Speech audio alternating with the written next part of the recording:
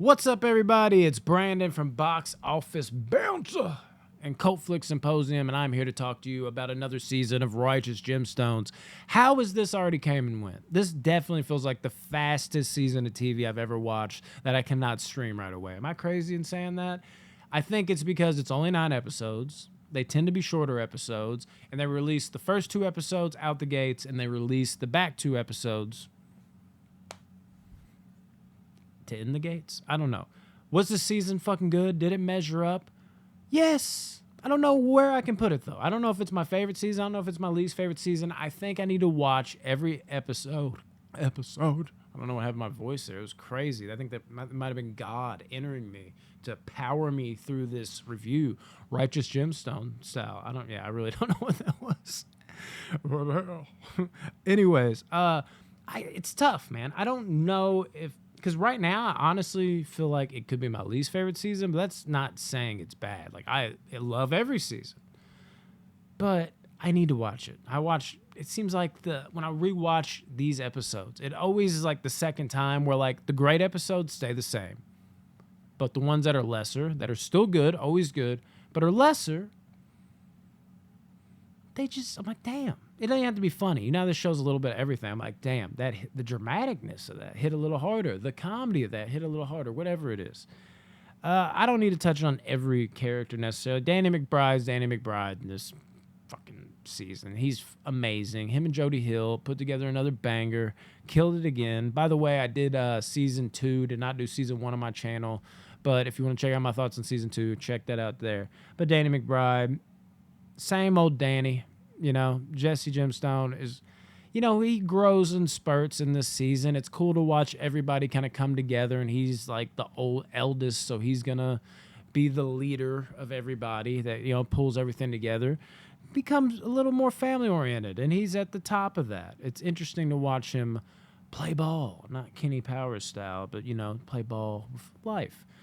Eli Gemstone, we see everything he's got to deal with family, and everything that breaks with family. Is he some money-grubbing prick? Or, did he really not believe that Steve Zahn would do it? Steve Zahn, how? And that's the ransom, of course. Yeah, this is spoilers. So, yeah, Steve Zahn takes Jesse, Judy, and Kelvin for ransom at one point, which is probably my favorite episode of the season. Episode 7 was fucking fantastic, people. How good was episode 7? But yeah, Steve Zahn knew he would be an amazing instrumental part of the cast. I really want to see him going forward. At first, it didn't seem like that was going to be the case. Blew himself up. Yeah, we'll talk about that more later, but was great. And the episode where he kind of was like, I need some money, Eli. I bet everything on this. And then he fucking robbed a bank, got shot in the face. All that was good. His little dramatic bits, amazing. Steve, hell of an actor, but his comedy bits probably even better. He's perfectly fit for this show. I think we all knew that going in. He did not disappoint. Amazing. Kelvin, my guy Adam Devine.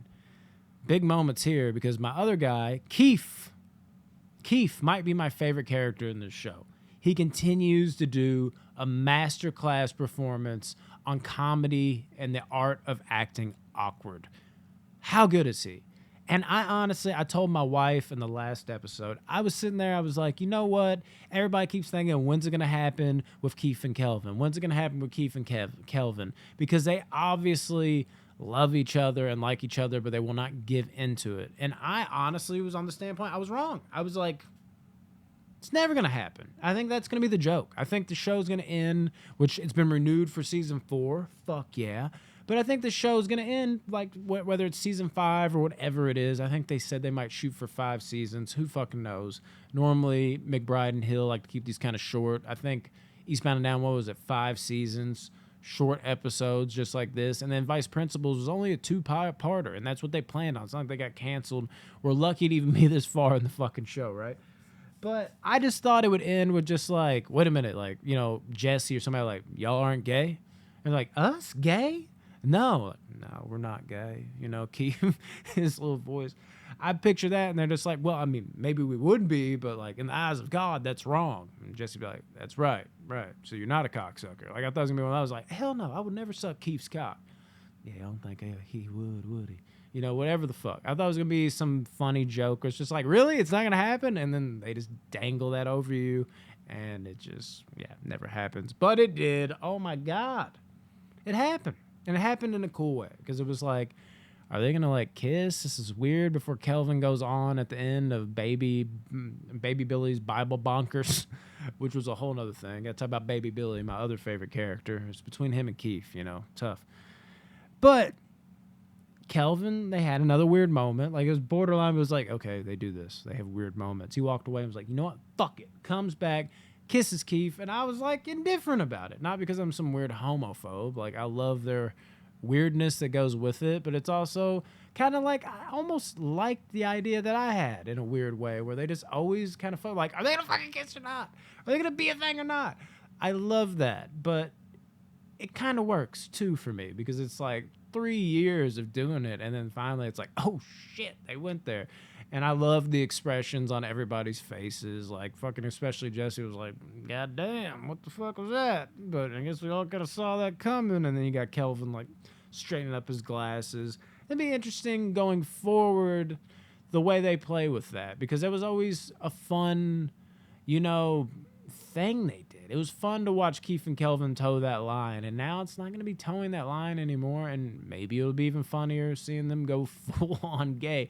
Who the fuck knows, but they earned it, man. They're great.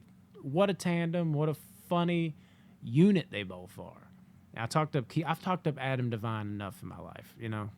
Not just Kelvin. He's great as Kelvin, but that's my dog. Love Adam Devine. Of course he kills it. Edie Patterson.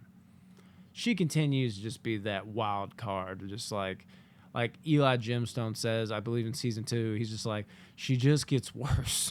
And that, I can't think of a better way to describe Judy. She does. She just gets worse. She's crazy. She's off the cuff. She's insane. She's amazing. No different here. The only thing that really got real crazy is more of like, I want to talk about BJ's story, where she cheats on BJ. That was wild. And with the guy, I know him from early season of Broad City. He was not Alana Glazer, but Abby Jacobson's next door neighbor. She had a crush on him. That's where I know him from.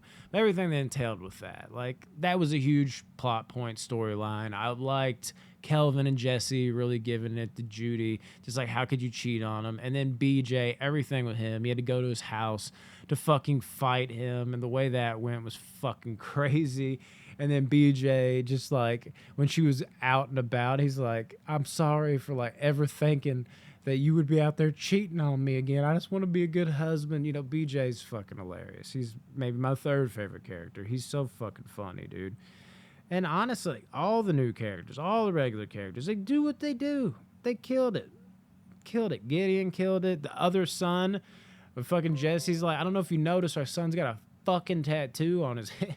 You know, and then they're like fucking downstairs. And the whole ending, I don't really, like, what are we to think about this? It's almost like the rapture was fucking happening. All those bugs, like, that was a little out there. That was a little crazy. I want to know more about that and why that happened exactly. Of course, let's talk about Baby Billy. Baby Billy, dude. Baby Billy, Bible Bonkers. He's just great.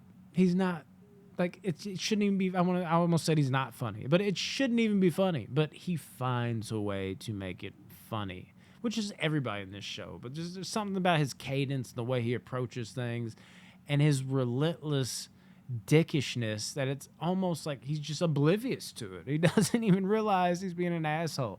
Like in episode 7, which, like I said, that's my favorite episode. He comes in, he pushes the fucking baby carriage. That's after they figured out there's a ransom going on from Steve Zahn taking over, you know, the 3 youngins of the Gemstones. And just watching him push that baby carriage and like, oh my God, I came as soon as I heard. Boom, baby just goes flying into the fucking wall. Great dad there, right? Comes over.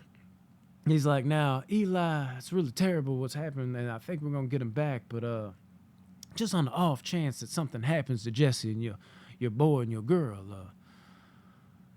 me and him had an agreement for Baby Billy's Bible Bonkers, and I want to make sure that you're willing to fulfill that agreement. Just oblivious asshole in all the best ways. Like, how can that be the best ways? Because it's a show, and it's just funny.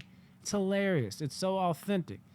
I love when he comes in when they're about to go on Baby Billy's Bible Bonkers, and he's sitting there, he's like, well, goddamn, I feel like your daddy. And they're just like, you're not my daddy. You're not my daddy, boy. You're not my daddy. I was saying that all day at work today for some reason. There's this older guy, and I swear to God, today, he said something. He's like, I'm almost like your daddy. And I got to say it. I was like, you're not my daddy. So much fun, dude. This show just continues to get better. Even though I said it might be my least favorite season, it's still objectively getting better. It's growing. It's picking up on things. It's being so much more than your average one-off comedy show. It's just so much more, so much better. It's amazing, and I'm happy that it's finding more and more of an audience with each passing season. Luckily, I was able to tune in for the very first episode because I knew how Jody Hill and Danny McBride rolled. I knew how Adam, oh my God, dude, Adam DeMamp, my guy, Adam Devine, just would come in and just flourish under the guise of Jody Hill and Danny McBride. It's amazing. It's amazing. What a fucking show, dude. What a show.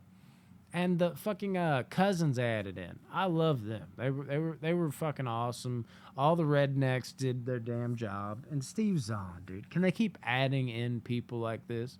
They sure in the fuck know how to pick them. They keep nailing it. Anyways, guys, Righteous Gemstones Season 3 was a success. I'm so happy Season 4 is coming out. What did y'all think of the new season? Did you like it? Who's your favorite character?